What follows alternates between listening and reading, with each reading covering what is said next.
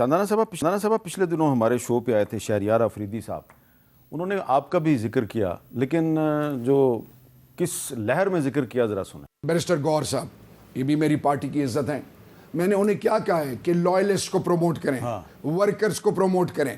میرا کوئی ذاتی ایجنڈا نہیں. میں علی محمد خان ہم عہدوں کے لیے نہیں آئے. لیکن کیا وجہ ہے کہ علی محمد خان اور شہریار ہضم نہیں ہو رہا؟ کس کو نہیں ہضم ہو رہا؟ اندر کے منافقوں کو. اچھا جی, زرتاج گل قوم کی بیٹی نہیں ہے. پارٹی کیا کر رہی ہے اس کے ساتھ؟ اون کیوں نہیں کیا جا رہا؟ آپ کے خیال میں زرتاج گل کو پارٹی اون نہیں کر رہی؟ زرتاج گل ہو گیا, عمر ڈار ہو گیا, علی محمد خان ہو گیا, شاندانہ, جنید اکبر, عامر ڈوگر, زین قریشی, ایک بہت بڑی لسٹ ہے. اچھا, یہ میں نے آپ سے پوچھنا ہے کہ کیا ایسی کوئی فیلنگ ہے آپ لوگوں کو کہ پارٹی کی لیڈرشپ آپ کو اگنور کرتی ہے؟ ہمیں سب عجیب سی چیزیں ہیں, کچھ سمجھ نہیں آتی ہیں.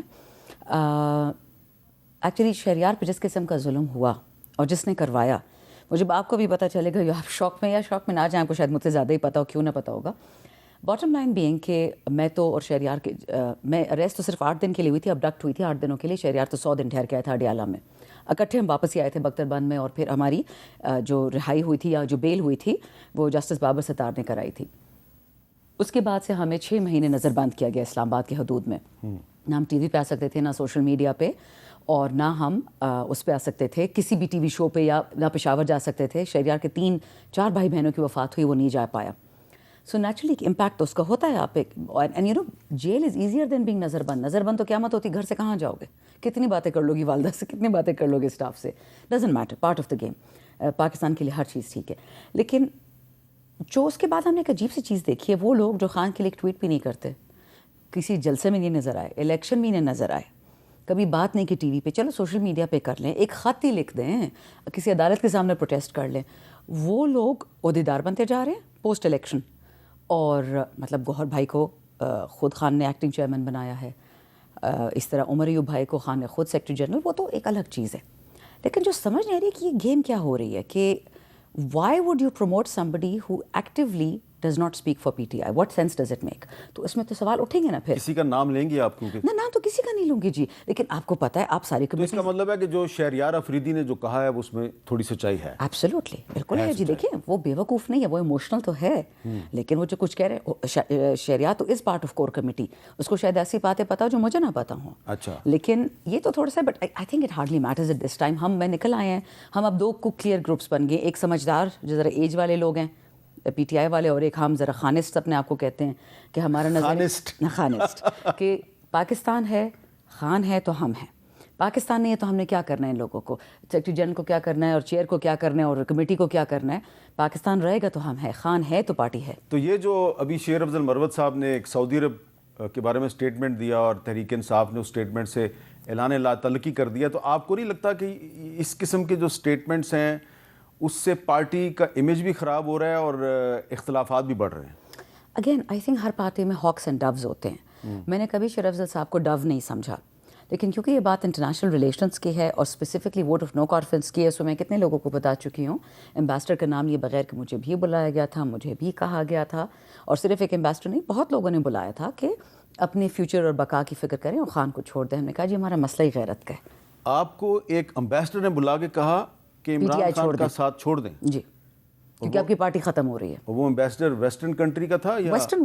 اچھا, اس لیے تو میں عرب ایمبیسی کی تصدیق اس لیے نہیں کر کے دے سکتی کیونکہ تو ویسٹرن ایمبیسی گئی تھی, اور غلطی ان کی تھی, انہوں نے اتنا یہ اسٹوپڈ باچڈ اپ PONC تھا. انگریز تو ہم سے زیادہ سیانے ہیں, وہ تو ساری عمر یہ کرتے رہے, overthrowing governments. This could have been done with finesse, with elegance, بہت ہی کلمزی تھا یہ. سو میں وہ کہتے ہیں جھوٹے کی پہلی پہچان یہ ہوتی ہے, ایٹ لیسٹ ہمارے دین میں, کہ وہ آپ کو بغیر تصدیق کیے کسی سوال کا جواب دے دیتا ہے. مجھے نہیں پتا کہ شیر افضل صاحب کو انفارمیشن کس نے دی ہے, کس نے کہا ہے کہ یہ بولے, بٹ اگر یہ ہے, اول تو انہوں نے بول دیا, پھر یہ انہوں نے کسی انفارمیشن بیسڈ پہ کہہ دیا.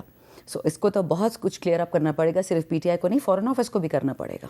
آپ آخر میں آپ سے یہ پوچھنا چاہتا ہوں کہ آپ کو کیا لگ رہا ہے کہ جو آپ کی جو تحریک شروع ہوئی, اپوزیشن کی مختلف پارٹیز نے مل کے تحریک شروع کی, یہ کامیاب ہو جائے گی, یا یہ جو آپس کے اختلافات ہیں یہ اس تحریک کے لیے بہت بڑا خطرہ ہے؟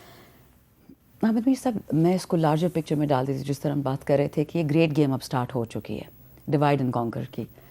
تو اس وقت جو بھی پاکستان کے ساتھ کھڑا ہوگا, PTI کے ساتھ کھڑا ہوگا, جیت اسی کی ہوگی.